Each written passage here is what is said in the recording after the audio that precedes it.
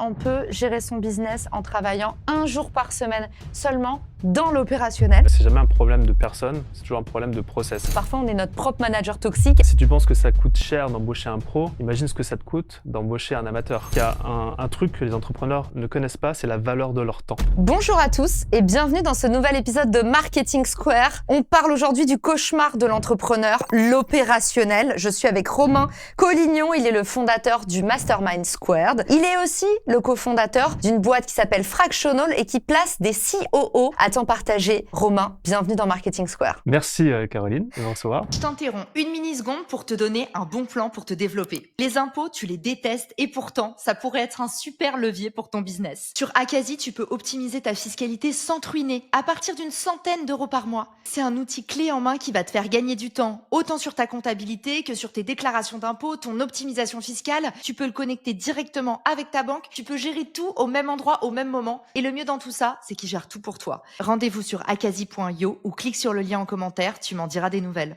Bon épisode. T'es une des personnes les plus douées sur la partie opérationnelle. Qu'est-ce qu'on doit garder? Qu'est-ce qu'on doit déléguer? Comment avoir plusieurs business à la fois sans y laisser sa santé? Pour toi, c'est quoi les clés d'un business qui s'automatise? Déjà, est-ce que c'est une légende ou est-ce que ça peut être vrai? Il y a du vrai et de la légende. Dans une boîte, il y a pour un CEO deux types de tâches. Il y a des tâches de run, des tâches qui sont obligatoires pour que le business y tourne, marketing, sales, opérations. Et puis il y a des tâches de build, donc de construction, de nouveaux projets qui vont faire croître la boîte. Et donc il y a plein de choses qu'on peut automatiser. Alors quand on dit automatiser, c'est structurer pour libérer l'entrepreneur des tâches opérationnelles. Est-ce qu'un entrepreneur, il est très bon dans le run, pas forcément dans le build? Est-ce que c'est deux personnes différentes que tu nous as décrites? Est-ce qu'on peut passer du run au build? Qu'est-ce que tu observes en général? Alors ça dépend du degré de maturité de l'entreprise et de l'entrepreneur. Bien souvent, quand on démarre, quand on est solo, on fait les deux. On est obligé. On doit créer les nouveaux projets. On est son propre stagiaire. Exactement. Et c'est ça l'idée, c'est à un moment donné de ne plus devenir son propre stagiaire. Et il y a un moment donné, quand la croissance de la boîte, elle est suffisante, il faut pouvoir, quand on a commencé seul, se dissocier. Et donc il y a effectivement ce qu'on appelle les entrepreneurs visionnaires, les CEO visionnaires, ceux qui ont les idées, ceux qui implémentent les projets, qui vont builder justement la croissance. Et puis après, il y a les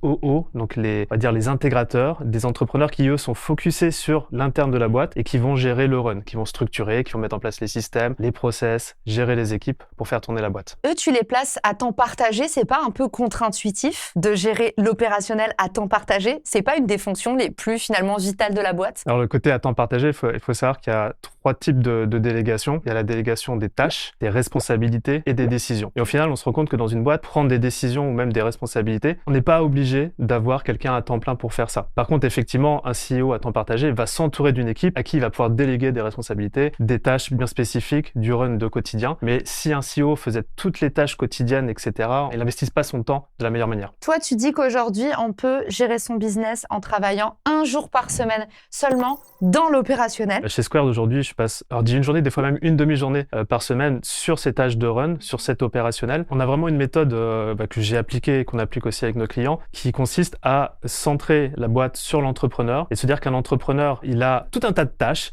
mais on peut les mettre dans 4 catégories. Il y a des tâches pour lesquelles il est incompétent et ça, c'est mieux de le déléguer. Il y a des tâches pour lesquelles il est compétent. C'est mieux aussi de le déléguer quand quelqu'un peut les faire mieux que soi-même. Et il a aussi des tâches où il est excellent et ça, c'est souvent très très dur de le déléguer parce qu'on pense qu'on ne peut pas trouver meilleur que soi pour le déléguer et c'est là qu'on voit le changement et la clé dans la délégation de l'entrepreneur. Et il y a les tâches de zone de génie, c'est les responsabilités qui nous mettent vraiment en énergie et qui apportent beaucoup de valeur dans la boîte. Et comment on arrive à faire ça justement une journée par semaine? C'est un processus itératif dans lequel on va commencer à déléguer soit à des systèmes, soit à des process, soit à des automatisations, on t'en parlait tout à l'heure, soit à des équipes, toutes les tâches pour lesquelles on est compétent, puis excellent. Et il nous reste au final que cette zone de génie. Maintenant, dans l'opérationnel, on a toujours besoin d'être en soutien des équipes, même si elles font quasiment tout le travail. Et c'est cette demi-journée, cette journée-là, c'est ça que je passe chez Squared aujourd'hui. Et c'est ce niveau qu'on peut avoir en termes d'opérationnel, en termes de temps. Parfois, on est notre propre manager toxique à se dire qu'on est indispensable, que notre business roule pas sans nous. Et c'est nous qui créons cette culture de boîte. Comment est-ce que tu fais pour qu'un entrepreneur puisse déléguer quand il a l'impression que rien ne peut tourner sans lui, ce qui, je pense, doit être parfois le cas? La première clé, c'est le jour où on a recruté quelqu'un meilleur que soi à un poste. Et qu'on voit en fait la différence de se dire, en fait, il y a meilleur que moi là-dessus. Ça peut être sur le marketing, ça peut être sur le sales, etc. On a aussi, nous, des exemples par exemple, d'arrêt forcé pendant une semaine, 2 semaines, où l'équipe a dû se débrouiller sans le CEO. On revient, ça marche, quoi. Et donc, il y a aussi un petit peu ce test-là. Moi, je sais que j'ai mis beaucoup de temps avant de déléguer. Pareil, je pensais pouvoir faire mieux que tout le monde, etc. Et en fait, j'étais obligé, à un moment donné, le jour où je suis devenu papa, c'était il y a 5 ans, et où je me suis dit, en fait, je veux passer mes week-ends avec mon petit garçon qui est arrivé, je veux être là dans mes soirées. Je peux pas continuer continuer à travailler comme je le faisais avant. Donc, tu as été un petit peu dos au mur face à d'autres responsabilités, mais pour d'autres entrepreneurs, c'est en fait la sensation d'avoir zéro temps libre, de s'épuiser à la tâche, de plus être créatif, de plus être productif. Comment est-ce que tu peux conseiller un entrepreneur sur la partie à déléguer absolument en premier? Tu nous as dit tout à l'heure les tâches non essentielles. C'est quoi pour donner des vrais mots? Ça va être l'administratif, le paiement des factures. Souvent, il y a le service client. Et je crois qu'il y a un truc que les entrepreneurs ne connaissent pas, c'est la valeur de leur temps. Envoyer une facture à un client, si on fait ça au taux horaire, on se rend bien compte qu'un entrepreneur qui a passé 1 heure à envoyer des factures, s'il passait cette heure-là sur une autre tâche qui serait de lancer une nouvelle offre, le ratio pour la boîte, il est énorme. Donc quand on prend conscience de ça, c'est d'ailleurs un petit exercice qu'on peut faire sur l'ensemble des tâches que l'on fait, on se rend compte qu'on peut vite déléguer à des êtres humains, mais aussi à des systèmes, à des automatisations, à de l'IA, etc. Donc, c'est quoi les outils dont on doit s'accompagner pour débuter? Un truc tout bête, un Notion, un Asana. Qu'est-ce que tu leur mets dans leur boîte à outils? Pour moi, il y a 3 types d'outils qu'on doit avoir. Un gestionnaire de tâches. C'est le gestionnaire de tâches qui va permettre de lancer des projets, mais aussi d'avoir ce récurrent chaque jour, chaque semaine, chaque mois. Un système de communication qui n'est pas WhatsApp, mais Slack, c'est très bien. Pourquoi pas WhatsApp? J'ai vu ton regard accusateur. Mais parce que WhatsApp for business? WhatsApp, ça c'est bien pour faire du business, pour la relation client. Mais pas en interne. Mais en interne, en fait, c'est la meilleure façon de se faire interrompre dans des périodes de focus, etc.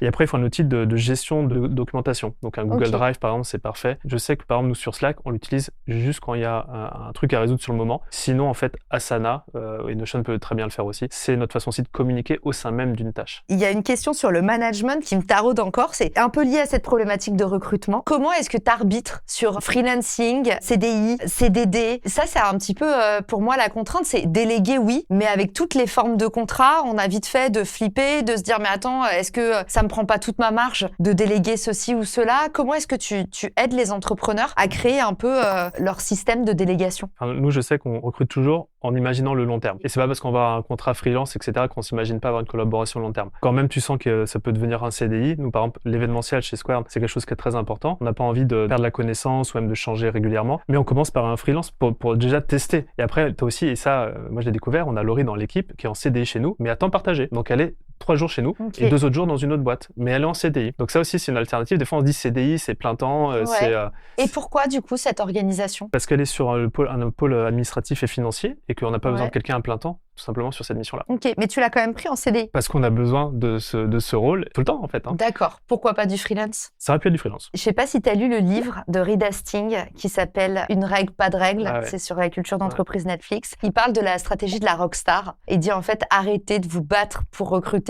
10 employés moyens. Il faut mieux investir dans une seule rockstar, payer beaucoup plus que les prix du marché. Comment tu conseilles sur les premiers recrutements? J'ai 2 règles. Il y en a une, c'est toujours de recruter meilleur que soi au démarrage. 2, la deuxième question à se poser, c'est est-ce que la nouvelle personne qui va intégrer l'équipe rehausse le niveau de l'équipe? Et quand on recrute quelqu'un, on dit je sais pas, faut généralement pas y aller. Et souvent, on sait pas faire ça parce qu'on n'a jamais goûté à avoir un A-player, c'est le fameux terme, la rockstar dans son équipe. Mais effectivement, ça change tout. Un A-player peut abattre 3 B-players en même temps. Et il y a cette expression que j'aime beaucoup, c'est si tu penses que ça coûte cher d'embaucher un pro, imagine ce que ça te coûte d'embaucher un amateur. Et en fait, il y a cette notion aussi d'investissement et souvent, c'est un déblocage de l'entrepreneur d'investir qui est peut-être avec l'argent, pas cette sécurité, etc. Mais c'est sûr que c'est le meilleur move de prendre quelqu'un de senior avec l'expertise, avec l'expérience, avec le réseau. Ça accélère tellement les choses. C'est quoi aujourd'hui le principal goulot d'étranglement de croissance des entrepreneurs autour de toi, là où ils perdent le plus d'argent? Il y a une innovation constante et permanente. Donc, si tu restes pas dans le cœur des gens et dans l'air du temps, tu disparais très rapidement. Nous, on est dans le business en ligne, l'industrie en ligne, vente de programmes de formation. L'inbound marchait énormément. Et là, on voit depuis, je sais pas, 2 ans, 3 ans, il faut aller justement avoir une démarche plus commerciale, plus sales, plus outbound. Parce que tout simplement, il y a beaucoup plus d'acteurs sur le marché depuis le Covid. Et les prix, notamment d'acquisition sur les régies publicitaires, explosent, etc. Donc, c'est une industrie qui s'est professionnalisée. Et surtout, il faut faire preuve justement de discernement en recrutant des rockstars sur ces domaines-là. Quand tu as autant de personnes en fraction, une à temps partiel, toi tu es là un jour par semaine, comment tu crées une culture d'entreprise qui est forte? C'est quoi tes meilleurs conseils?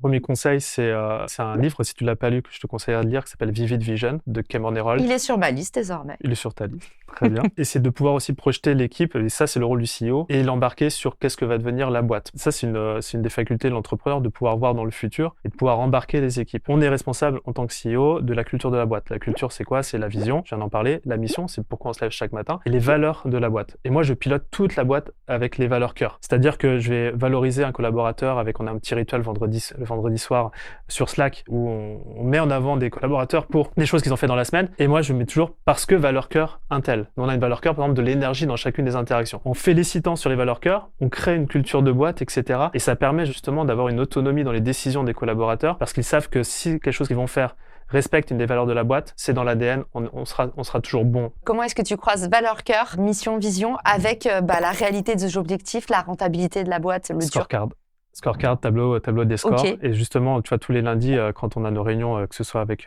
mon CEO, marketing ou sales, on commence toujours par réviser. Alors, c'est un Google Sheet. OK, c'est quoi le nombre de leads? C'est quoi le nombre de conversations qu'on a lancées? C'est quoi le nombre de call 1, de call 2? Et en fait, on pilote ça chaque semaine. Donc, on a une pulsation chaque semaine.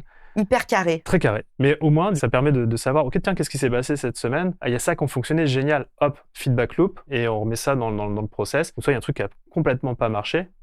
Ça devient un sujet de discussion de la réunion. Comment tu gères la feedback loop? Ça m'intéresse. C'était aussi dans mes questions. Comment est-ce que tu organises le transfert de la donnée pour que tout le monde ait l'info? Moi, quand je te parle de mes meetings à moi, il faut savoir que mon CEO, lui, a des meetings avec les pôles de l'équipe. Chaque semaine aussi. Des fois, c'est chaque semaine. Des fois, c'est toutes les semaines. Des fois, c'est tous les mois. On a par exemple un programme Same Page tous les mois où justement, on fait descendre à toutes les équipes qui sont responsables des programmes des masterminds les informations. Il y a les coachs dedans, il y a les personnes qui s'occupent de l'événementiel, du succès des clients. Et donc, en fait, on a des instances pour faire redescendre l'information. Après, quand c'est très opérationnel, toi, ce qui est intéressant, des fois, quand on a un cas client avec qui ça se passe pas forcément bien, aussi l'idée de se dire, c'est pourquoi on a eu ce client-là. Et je sais que les valeurs cœur de la boîte sont clés. Et par exemple, chez Squared et chez Fractional, c'est pareil. Est-ce que ce client va nous mettre en énergie ou non? Et si c'est pas le cas, on prend pas. Et je sais que j'ai fait ce choix drastique au démarrage de refuser du business. Derrière, c'était trop d'énergie, ça nous coûtait beaucoup plus cher à gérer. Et ça en est même devenu une valeur cœur. Donc nous, juste le truc, c'est quand on recrute, est-ce qu'à la fin d'un call de recrutement, j'ai plus d'énergie à la fin du call qu'au démarrage?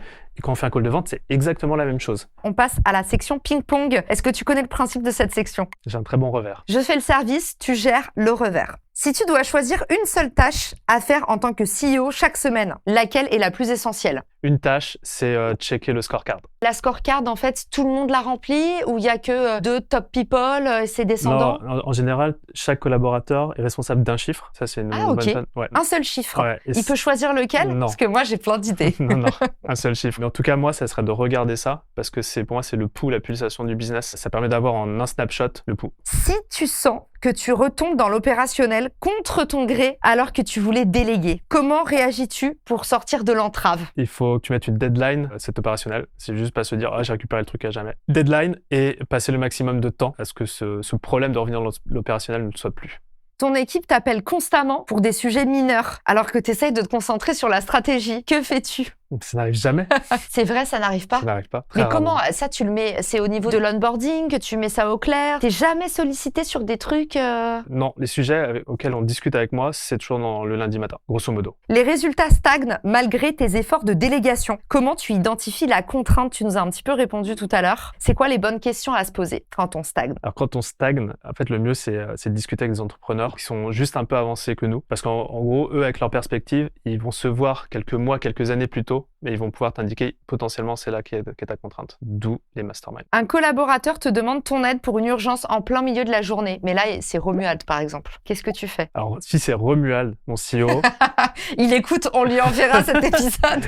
Il est là, il est en train de mettre un commentaire, il sait pas encore ce qu'il écrit. Ça arrive jamais. Ouais. Hein, tu le sais, c'est 4-5 fois dans l'année. Ouais. D'où l'importance de travailler avec des rockstars. Évidemment, je prends, parce que ça n'arrive jamais. Comment est-ce que tu gères s'il y a une cellule de crise? Est-ce que tu as un espèce de document qui dit aux gens, voilà, s'il y a un problème, voilà comment escalate? Est-ce que ça aussi, tu le documentes? En fait, quand il y a un problème, l'importance des valeurs cœur, c'est que peu importe comment vous allez le résoudre, si ça rentre dans les valeurs, vous aurez jamais la mauvaise réponse. Maintenant, nous aussi, dans une culture, je pense, dans la boîte, c'est que c'est jamais un problème de personne, c'est toujours un problème de process. C'est-à-dire que si quelqu'un fait la chose et que ça marche pas, feedback loop, qu'est-ce qui a pas marché? Qu'est-ce qu'on aurait pu faire différemment si on devait recommencer ce truc de zéro? Et donc, en fait, on crée de l'apprentissage de la culture qu'on va effectivement après documenter sur un Notion, etc. pour que la prochaine fois où cette chose-là arrive, on ne fasse pas la même erreur. Merci Romain d'être venu nous partager tout ça dans Marketing Square. Où est-ce qu'on peut aller se renseigner sur toi, en savoir plus sur tes activités, t'envoyer un message de remerciement, c'est quoi le meilleur canal? LinkedIn, c'est très bien. LinkedIn, Ouais. c'est ton fief. Ouais, ça devient mon fief. Ça devient ton fief, Ouais. trop bien. Merci Romain d'être venu nous voir, merci à tous pour votre écoute et à très vite pour un prochain épisode. Ciao! Si cet épisode te plaît, tu peux le partager en me taguant ou lui laisser 5 étoiles sur Apple Podcast. Marketing Square.